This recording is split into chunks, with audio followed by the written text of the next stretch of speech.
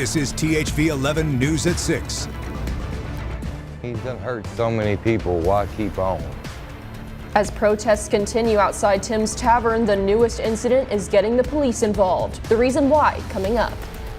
And the Little Rock mayor is addressing crime here in the capital city, how he and the city's police chief say they're doing in their efforts to reduce it. Plus, the new program aimed at expanding mental health support for Arkansas youth. How those involved say it will help.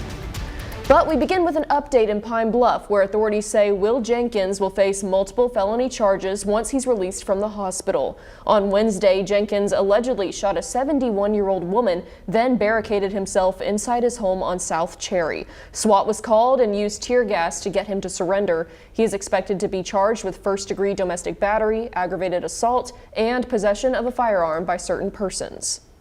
Up in Benton County, authorities are looking for answers after an inmate in the jail there was found dead early this morning. The sheriff's office says Blake Dover was found unresponsive in his cell around 5 a.m. but was later pronounced dead at a local hospital. His body has been sent to the Arkansas State Crime Lab for an autopsy.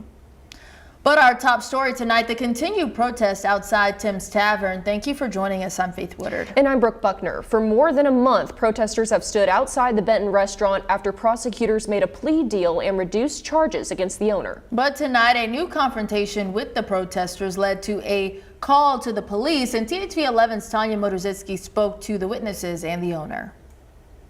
I spoke with Tim Stepik, who is the owner of Tim's Tavern behind me. That's at the center of all the protests, and you can hear the honking. That's because there's more protesters out here. They're just honking in solidarity and support of the protesters. But he told me earlier that he plans to sell his restaurant. That way he can leave town. And I'll kind of step out of the way. So you can see there's people outside. There's across the street and even over here. Now, it seems like even this morning there was a crowd here as well. So this is a smaller crowd, but it seems consistent of people out here no matter what time of day it is, even if it's not the big crowds. After more than a month of protesting outside of Tim's Tavern in Benton, families say the owner, Tim Stepik, is causing harm to the community. He's done hurt so many people. Why keep on? He was arrested and charged with 5 counts of sexual assaults on a minor who worked in his restaurant in February of 2024. Last month, he pleaded no contest to 3 counts of endangering the welfare of a minor in exchange for a year of probation. Since the development, several in the community have spent their days protesting outside of the restaurant to voice their anger and frustration. But they say their interactions with him are getting scary.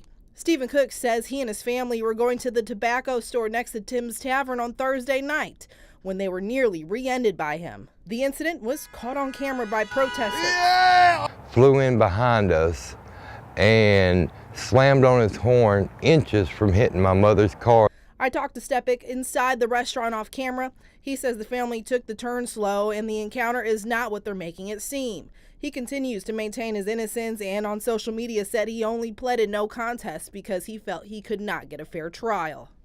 Now, I did reach out to Benton Police Department because the family said they filed a police report, and I did get that police report number.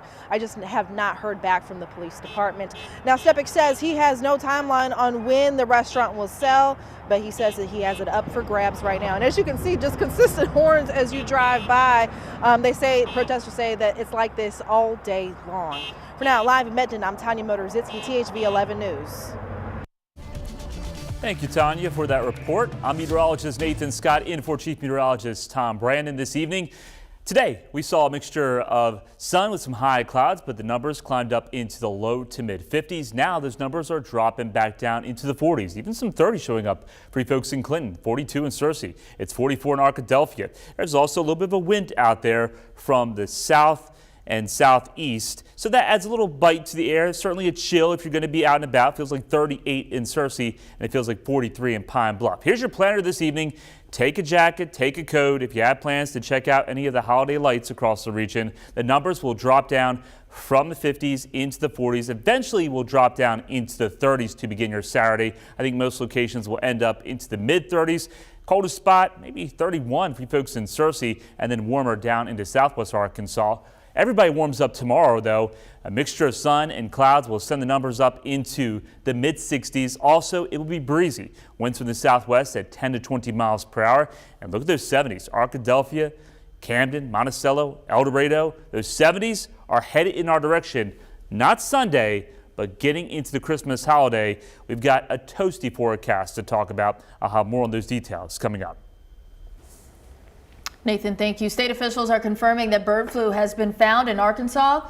The Department of Agriculture says a case is located in Cleveland County. The farm is being placed under quarantine. Measures are underway to implement safety procedures. Avian flu can spread easily several ways, including infected birds, contaminated equipment, or materials. Little Rock Mayor Frank Scott Jr. joined the city's police chief to talk crime statistics for the capital city. And according to the mayor, Little Rock has seen a reduction in violent crime this year, reporting a 27% decrease in overall crime numbers compared to the city's average over the past 5 years. Police Chief Heath Helton says officers will be stepping up patrols over the next couple of weeks to keep people safe. Remain vigilant, continue to practice all those safe things that you know that you should do, not leaving packages open in your car, being aware of what's going on around you, and if you see something, say something. So we encourage the community to do that. We're going to continue all those efforts all the way through the end of the year into the New Year holiday weekend.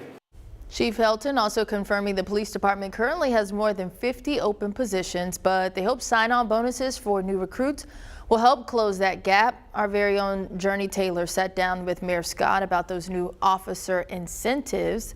You can watch the full one-on-one interview now on THV11.com. Governor Sanders and the Arkansas Economic Development Commission have announced the first round of recipients for the state's new Community Assistance Grant Program. Lawmakers approved $15 million for the program earlier this year, and out of the more than 550 that applied, only 40 were selected. The grants will help fill funding gaps for services ranging from child advocacy and victim support to housing and recovery programs, and is expected to be distributed in January. A new program is rolling out to expand mental health support for Arkansas youth. It's called AR Teen Connect and aims to connect teens with other teens who will support them in hopes of preventing them from going into a mental health crisis.